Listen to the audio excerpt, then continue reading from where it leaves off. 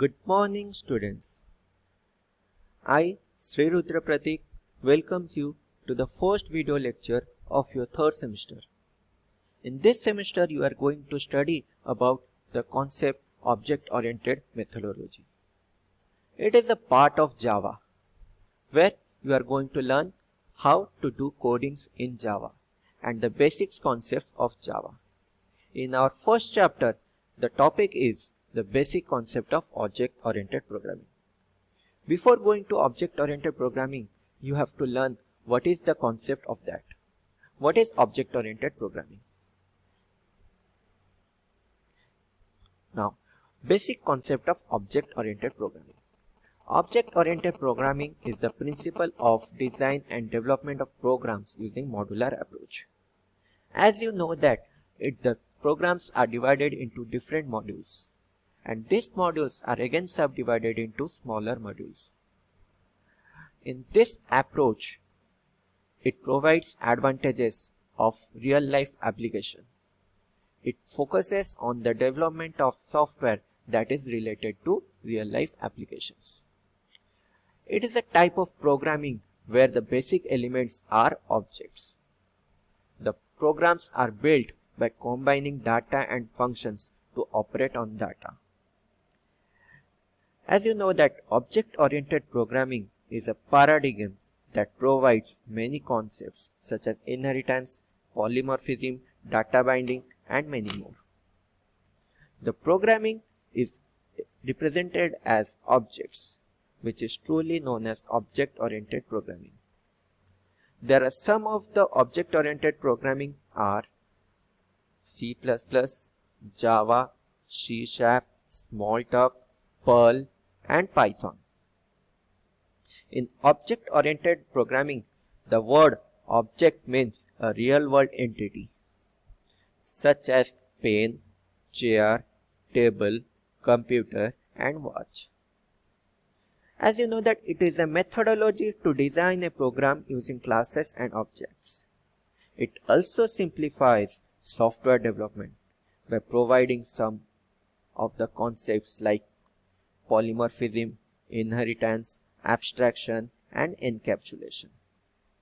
Before going to the object-oriented programming, briefly, you have to learn about what is the procedure-oriented programming. What are the lackness that comes in procedure-oriented programming due to which the object-oriented programming came into existence? As you know that the programming language is a vocabulary and a set of grammatical rules for instructing a computer and computing device to perform a specific task. It is also known as programming language. A programming language is not but a set of instructions that are used for instructing computer to perform specific tasks. The term programming language usually refer to high-level languages such as BASIC, C, COBOL, etc. We need to convert our program into machine language so that the computer can understand it. As you know that there are two types of programming languages available, that is high-level language and low-level language. In high-level language, it is a human understandable language which is concentrated in logic of the program, without converting about the internal architecture of the computer system. In high-level language, it is not directly understood by the computer. We need to give instruction through machine code. But in low-level language, it deals with binary data. It does not need a translator to communicate with a computer, but a high-level language does. Here, the programming languages are directly executed by CPU, where in low-level language. But in high-level language, it needs to be converted to machine-readable code. Next, what is procedure-oriented programming? Before going to the what is procedural programming, you have to know what is it. The procedure-oriented programming basically consists of list of instructions for the computer to follow and organize into groups known as functions. A procedural programming focuses on processing of instructions in order to perform a desired computation. It always refers to the top-down approach, means that from the top it comes to bottom.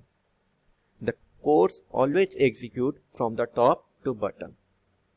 It contains some of the functions in lower level components for modular coding purposes. It also emphasizes more on doing things like algorithm, because procedural programming always depend on algorithm. Without algorithm, we cannot be able to execute procedural programming. This technique is used in conventional programming language such as C and Pascal. Okay. Before going to the procedure-oriented programming, you have to understand what are the lackness that comes in procedural programming that leads to the object-oriented programming. Okay. Then the basics concepts of object-oriented programming. But what leads to the object-oriented programming? Before this, we have to learn about the lackness of procedure-oriented programming and what is it. As you know that procedure-oriented programming is a concept of instructions for the computer to follow and organize into groups. The flow of control from one function to another can be represented. In procedure-oriented programming, multiple functions available in a program contain many important data are placed as globals so that they may be accessed by all the functions. Each function may have its own data in a large program. It is very difficult to identify what data is used by which functions. For these reasons, the concept procedure-oriented programming cannot be existed, due to which the object-oriented programming came into existence. What is object-oriented programming? Object-oriented programming is a feature that allows a mode of modularizing programming by forming separate memory area for data as well as function. It allows decomposition of the whole problem into a number of entities called objects. As you can see that there are many characteristics of object-oriented programming, which are objects, class, data abstraction, data encapsulation, inheritance, polymorphism, dynamic binding, and message passing. You can see here the object-oriented programming has different features which are linked to it. Without these features, object-oriented programming is nothing. In this object-oriented programming, data is hidden and cannot be accessed by external functions. Objects may communicate with each other and it follows bottom-up approach in programming. But in procedural programming, what is that concept? It follows the top-down approach. Before going to learn about the major characteristics of OOP, you have to know what are the difference between procedure-oriented programming and object-oriented programming. Here, in object-oriented programming, it emphasizes on data. But in procedure-oriented programming, it emphasizes on doing things. In procedure-oriented programming, it is divided into functions. But in object-oriented programming, it is divided into objects. In procedure-oriented programming, it follows top-down approach. But in object-oriented programming, it follows bottom-up approach. In procedure-oriented programming, it maintains the reversibility. Maintenance and the reversibility is difficult. But in object-oriented programming, it is very easier. Procedure-oriented programming is less secure.